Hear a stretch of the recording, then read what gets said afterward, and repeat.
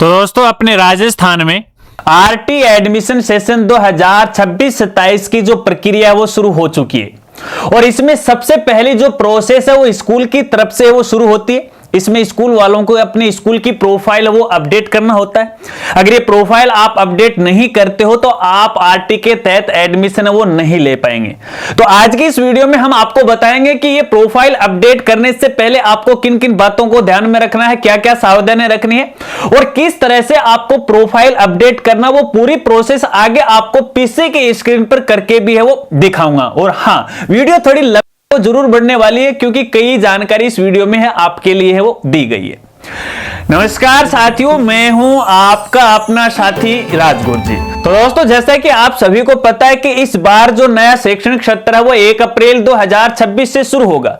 बस इसी वजह से यहाँ पे इस बार आरटी एडमिशन 2026-27 की जो प्रक्रिया वो बहुत ही जल्द है वो शुरू कर दी है और इसमें यहाँ पे सबसे पहले स्कूल से प्रोफाइल अपडेट करवाया जा रहा है।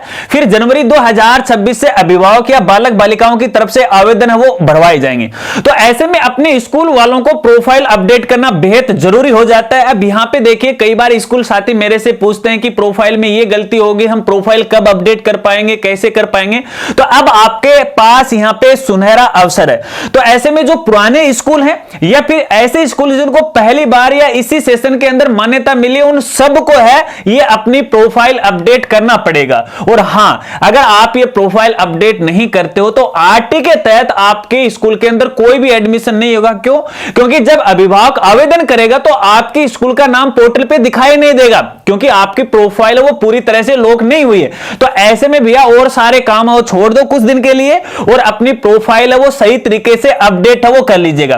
अब प्रोफाइल अपडेट करने से पहले कुछ खास बातें मैं आपको बता देता हूं। एक तो देखिए, अपने स्कूल की मान्यता के अनुसार है सभी दस्तावेज आपको चेक करना है और उसी के अनुसार आपको यहां पे पोर्टल पे या अपनी प्रोफाइल के अंदर डेटा एंट्री है वो कंप्लीट करना है। अब मेरे देखने में यह आया है कि अपने मान्यता का दस्तावेज उसमें स्कूल का नाम कुछ और है, पोर्टल पे कुछ और है, डाइस कोड कुछ और ही मिला हुआ है, पोर्टल पर कुछ और ही है, यहाँ पे मीडियम कुछ और ही है, पोर्टल और ही कर रखा है, अपनी मनमर्जी से चढ़ा रखा है। तो ऐसा कतई नहीं करना है।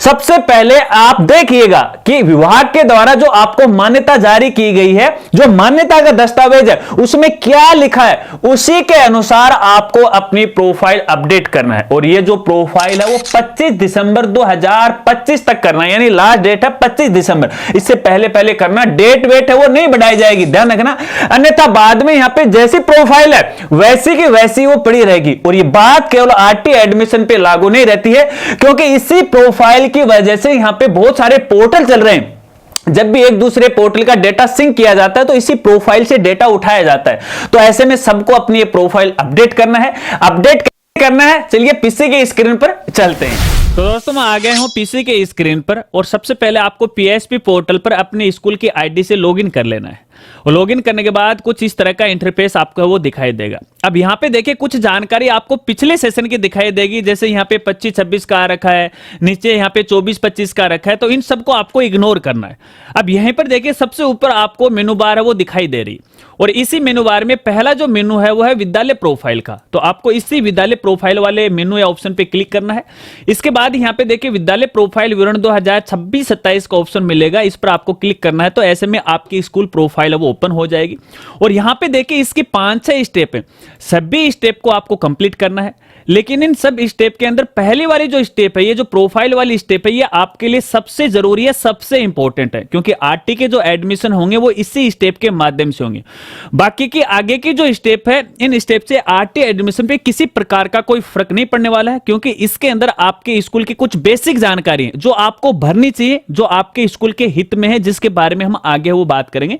सबसे पहले ये जो पहली स्टेप है प्रोफाइल की, इसको आपको कंप्लीट करना है और इसके अंदर यहाँ पे देखिए आपकी स्कूल की कुछ बेसिक जानकारी दिखाई देंगी। अब यहां पे देखिए सबसे पहले आपकी स्कूल का नाम हिंदी और इंग्लिश में है वो दिखाई देगा।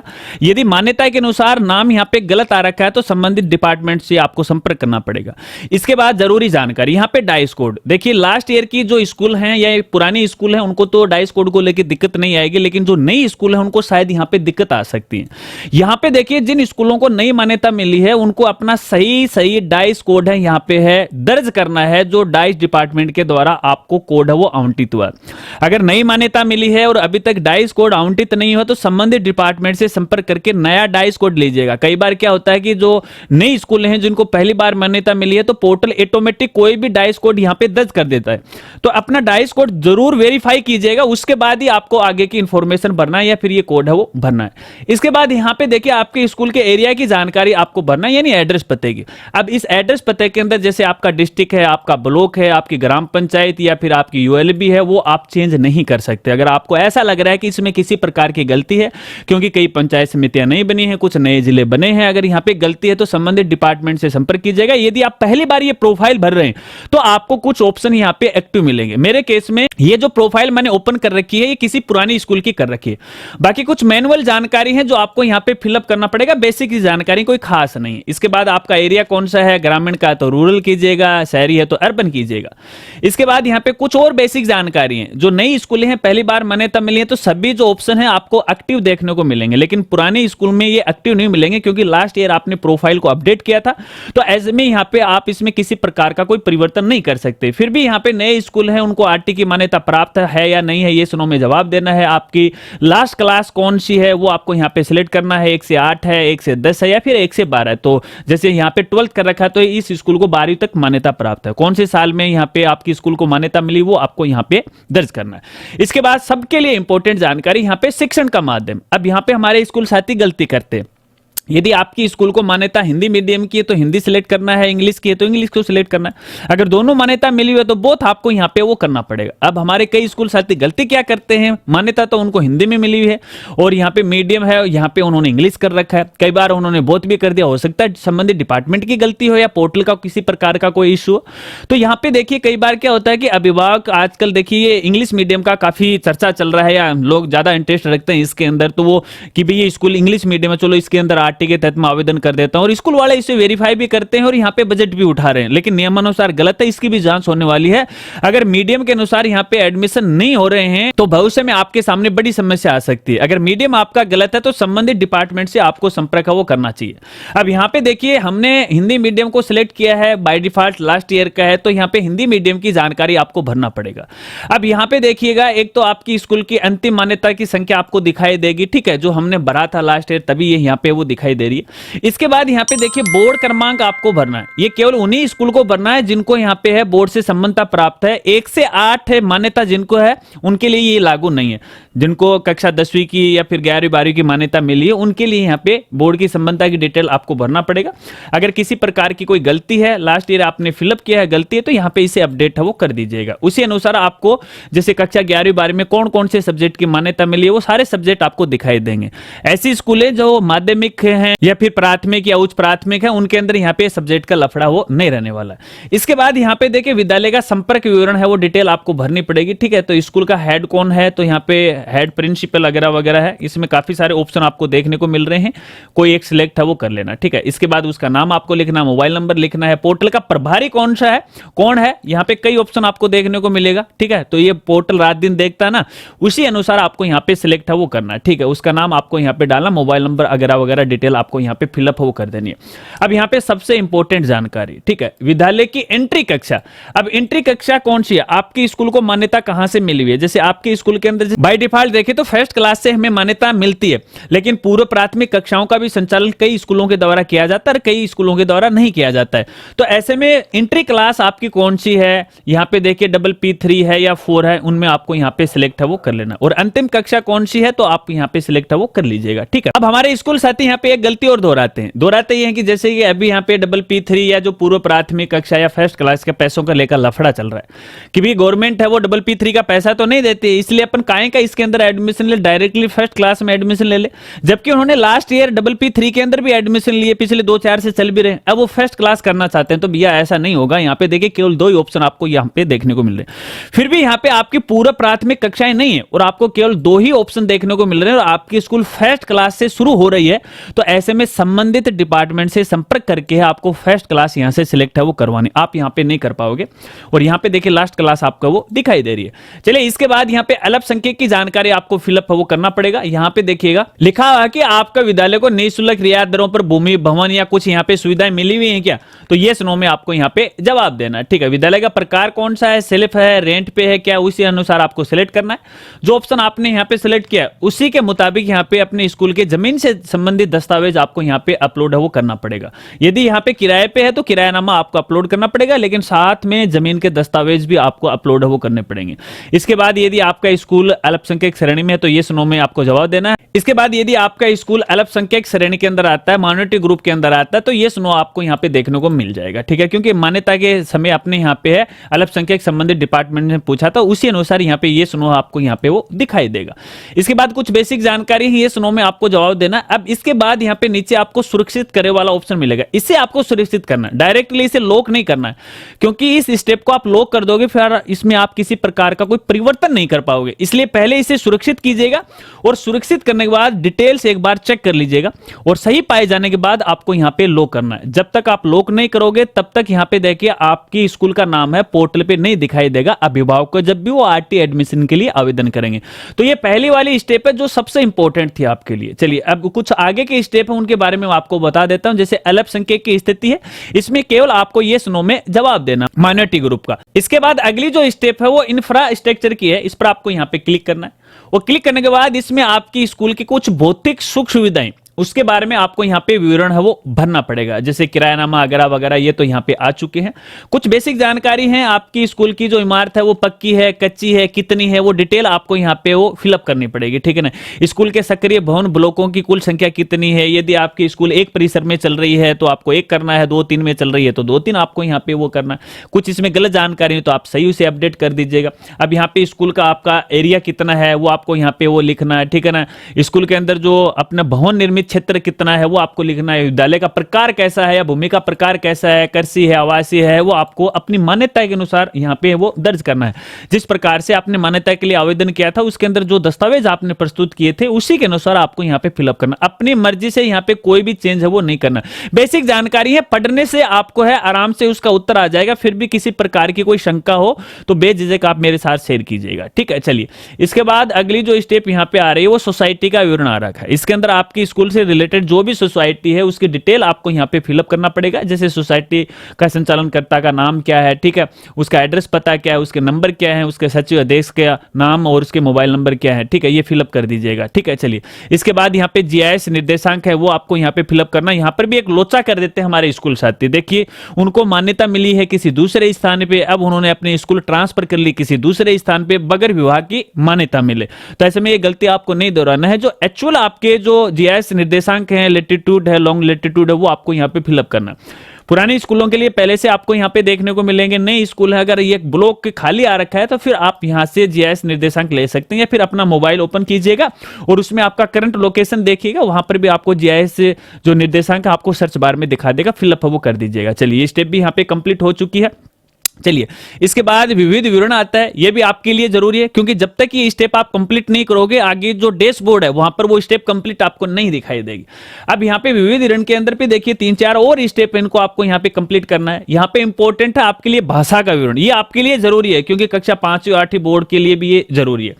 चलिए यहाँ पे आप अधिकतम 3 भाषाओं का सिलेक्ट करना है जो भी आपकी स्कूल को मान्यता यहाँ पे मिली है, जैसे हिंदी भी होती है, थर्ड लैंग्वेज भी होती है, किसी को संस्कृत है, किसी को सिंधी है, किसी को तमिल है, किसी को इंग्लिश भी यहाँ पे होती है। तो इंग्लिश और हिंदी और संस्कृत तो बेसिक होती है, तो ये 3 लैंग्वेज आप सिलेक्ट कर लीजिएगा। जैसे हमने यहाँ पे हिंदी को सिलेक्ट किया, अब इसके अंदर यहाँ पे हिंदी के अंदर है कौन सी कक्षा तक ये पढ़ाया जाता है, लास्ट कौन सी कक्षा तक हिंदी पढ़ाई जाती है, तो ये सिलेक्ट है वो कर लीजिएगा। ठीक है ना, यहाँ पे जितनी मान्यता आपको मिली है वो स्कूल का नाम या क्लास का नाम आपको यहाँ पे दिखाई देगा। चलिए इसके बाद ये भाषा सीखने वाले छात्र छात्राओं की संख्या कितनी है, जो भी यहाँ पे करंट सेशन में या लास्ट सेशन के अंदर चल रहा है वो आप फिलअप है वो कर दीजिएगा। ठीक है, फिर आपको यहाँ पे सुरक्षित करना है, फिर दूसरी भाषा को आपको यहाँ पे सिलेक्ट करना है। ठीक है, फिर तीसरी भाषा को आपको यहाँ पे सिलेक्ट करना है, ऐसे करके 3 भाषाओं का आपको उल्लेख करना पड़ेगा। चलिए इसके बाद यहाँ पे अगली जो स्टेप आती है वो निर्देशात्मक आती है। अब यहाँ पे देखिए आपको पिछले जो शैक्षणिक सत्र है उसके कुल कार्य दिवसों की संख्या आपको फिलअप करना पड़ेगा। प्राइमरी की कितनी है, प्राइमरी की, हायर कितनी है। अगर आपको हायर क्लास तक मान्यता नहीं मिली हुई है, जैसे सेकेंडरी, सीनियर सेकेंडरी, तो इसे आप खाली छोड़ सकते हो, 0 भी आप कर सकते हो। लेकिन यहाँ पे स्टार मार्क लगा फिलअप तो आपको करना पड़ेगा, तो 0 आप यहाँ पे वो लिख सकते हो। अगर ये 0 नहीं ले रहा है तो आप 0-1 कर दीजिएगा, कोई दिक्कत यहाँ पे नहीं आने वाली है। तो सभी जानकारी इसी तरह से आपको भरना है, सुरक्षित आपको कर देना। चलिए, इसके बाद यहाँ पे सीसी जानकारी आपको यहाँ पे वो भरनी पड़ेगी, सतत और व्यापक मूल्यांकन की जानकारी भरनी पड़ेगी। आप ये जो सीसी है कहां तक लागू कर रखी है, सबके लिए होता है, प्राइमरी, अपर प्राइमरी है, ठीक है ना। तो आवश्यकता अनुसार है वो सिलेक्ट कर लीजिएगा, जो भी आपकी मान्यता है। चलिए, क्या सीसी लागू किया जा रहा है, तो यहाँ पे येस नो में आपको जवाब देना पड़ेगा। जैसे हमने यहाँ पे येस किया, तो यहाँ पे देखिए साल के दौरान किए गए आंकलन की संख्या कितनी है वो आपको यहाँ पे डालना है। विद्यार्थी संचय रिकॉर्ड बनाए रखा जा रहा है, तो येस नो में आपको यहाँ पे जवाब देना। ये येस में आपको करना, नेगेटिव मार्किंग यहाँ पे नहीं करनी है, ठीक है। चलिए, स्टेप कंप्लीट कर दीजिएगा। इसके बाद आपकी यहाँ पे अन्य सामान्य कुछ विवरण है। इस विवरण के अंदर देखिए कुछ खास नहीं वैसे, लेकिन आपको फिलअप करना चाहिए। विद्यालय आंगनबाड़ी या बाल वाटिका से प्रारंभ की जाती है, तो खास तौर पे यहाँ पे प्राइवेट स्कूल के अंदर आंगनबाड़ी नहीं होती, अपनी पूर्व प्राथमिक कक्षाएं होती हैं, ठीक है। तो ऐसे केस में आपको ये नो में जवाब देना है। तो अधिकतर प्राइवेट स्कूल यहाँ पे नो करेंगे, ठीक है। चलिए, इसके बाद आगे यहाँ पे पूछा गया है कि विद्यालय से बाहर के कोई बच्चे विद्यालय में नामांकित हैं जो विशेष प्रशिक्षण ले रहा है। अगर ऐसा है तो यस कीजिएगा, अन्यथा नो कीजिएगा। और तकरीबन स्कूलों के अंदर ये नो ही आने वाला है, कोई ऐसा स्टूडेंट अपन रखते नहीं है, ठीक है। इसके बाद आगे आपसे पूछा गया चालू वर्ष में उपचारात्मक शिक्षण में भाग लेने वाली संख्या कितनी है। तो उपचारात्मक आपने कितना किया है तो उसी अनुसार कर दीजिएगा, नहीं है तो 0-0 कर दीजिएगा, ठीक है। बाकी उपचारात्मक तो होते ही हैं, जैसे कोई बच्चा है जैसे 3rd क्लास का है लेकिन वो उसके काबिल नहीं है, वो कमजोर है, उस कमजोर बच्चे के लिए आपने क्या क्या एक्टिविटी करवाई है, तो उन छात्रों की संख्या आपको यहाँ पे फिलअप करनी पड़ेगी, कितने ऐसे छात्र हैं, ठीक है ना। चलिए, इसके बाद सीखने में वर्दी कक्षाओं में भाग लेने वाले छात्रों की संख्या, ये आपको यहाँ पे लिखनी, बेसिक सी जानकारी है। शैक्षणिक निरीक्षणों की संख्या कितनी है, ठीक है ना। जो पिछले शैक्षणिक वर्ष दौरान स्कूल के दौरे कितने गए, यानी डिपार्टमेंट के जो संबंधित अधिकारी हैं आपके स्कूल में चेक करने के लिए कितनी बार यहाँ पे हैं, जैसे कोई आरटी के लिए आ गया, कोई बीच में आ गया, कोई परीक्षा की जांच करने के लिए आ गया, ये वगैरह वगैरह, ये आपको यहाँ पे वो डालने। इसके बाद ब्लॉक स्तर का कितना आया है, जिला स्तर के कितना है, ये टोटल संख्या आपको यहाँ पे फिलअप है वो करना है। इसके बाद आपके लिए इंपॉर्टेंट जानकारी यहाँ पे लिखा है कि क्या स्कूल प्रबंधन समिति यानी एसएमसी का गठन आरटी के मापदंड अनुसार किया गया है। तो साथ ही मैं आपको बताना चाहूंगा, देखिए अपने प्राइवेट स्कूल के अंदर ये एसएमसी नहीं होता है, ये यहाँ पे देखिए गवर्नमेंट स्कूलों में होता है। तो यहाँ पे आप नो भी कर सकते हो और ये भी कर सकते हो, मर्जी आपके। यहाँ पे देखिएगा कोई खास फर्क यहाँ पे पड़ने वाला नहीं, लेकिन मैं आपको रिकमेंड करूंगा यहाँ पे नो के लिए, क्योंकि एसएमसी हमारे यहाँ पे होते नहीं है, ऐसा काम करते नहीं प्राइवेट वाले, ठीक है। तो कुछ यहाँ पे बेसिक सी जानकारी है, आप आराम से पढ़िएगा। अगर आपके यहाँ पे लागू हो रहा है तो इसे यस कीजिएगा, अन्यथा आपको यहाँ पे वो नो करना है। इसके बाद आपको यहाँ पे सुरक्षित कर देना है। सुरक्षित करने के बाद आपकी ये स्टेप भी है वो कंप्लीट हो जाएगी। फिर यहाँ पे देखिए सेक्शन एंट्री, जो आपके लिए इंपॉर्टेंट है। अभी सेक्शन एंट्री के अंदर यहाँ पे देखिए आपकी जितने भी क्लास है उसका यहाँ पे उच्चतम में कितना सेक्शन है, जैसे सेक्शन अपन बोलते हैं ना फर्स्ट सेकंड थर्ड है, तो अधिकतम वाला आपको सिलेक्ट करना है। जैसे किसी क्लास के अंदर है, मान लेते हैं कि कक्षा 8वीं के अंदर आपके 5 सेक्शन है, तो उसी अनुसार आपको यहाँ पे ई सिलेक्ट करना है, ठीक है। बाकी जरूरी नहीं कि सब क्लास के अंदर 5 ही हो, अधिकतम में कितना है किसी भी क्लास के अंदर वो आपको यहाँ पे सिलेक्ट करना है और सुरक्षित है वो कर लेना। बस यही काम करना, आपकी प्रोफाइल का काम कंप्लीट हो गया। अब इसके बाद यदि आप यहाँ पे देखिए डैशबोर्ड पे आओगे, तो डैशबोर्ड के ऊपर आपको देखिए ये कुछ बेसिक जानकारी आपको दिखाई दे रही है कि आपने ये फिलअप नहीं किया, यहाँ पे ग्रीन गुड नहीं आ रहा है, तो आप चिंता मत कीजिएगा। एक बार आप 26-27 के लिए अपनी प्रोफाइल है वो अपडेट कीजिएगा। यहाँ पे विभाग के पोर्टल पे कुछ यहाँ पे देखिए तकनीकी त्रुटि है, जिसको हम बाद में सही करवा देंगे, लेकिन इस पर आपको फिलहाल ध्यान नहीं देना है, केवल आपको प्रोफाइल है वो अपडेट करना है। दोस्तों, इस प्रकार से तो हमें अपने स्कूल की प्रोफाइल अपडेट करना है। आशा रखता हूं अब आप अच्छी तरह से वो समझ गए। फिर भी यदि प्रोफाइल अपडेट करते समय आपके सामने किसी प्रकार की कोई समस्या आ रही है या फिर आपका कोई सवाल है, बेझिझक आप मेरे साथ शेयर कर सकते हैं। आपकी मदद करने में मुझे खुशी होगी। या तो आप कमेंट कीजिएगा या फिर इंस्टाग्राम पे डायरेक्ट आप मुझे मैसेज कीजिएगा। आशा रखता हूं अब आप अच्छी तरह से वो समझ गए होंगे। अगर वीडियो जानकारी आपको अच्छी लगी तो वीडियो को लाइक कीजिएगा और हो सके तो इस वीडियो को अपने स्कूल साथियों में शेयर कर दीजिएगा। तो मिलते हैं फ्रेंड्स अगली एक नई वीडियो के साथ, नई अपडेट के साथ। तब तक के लिए जय हिंद, जय भारत।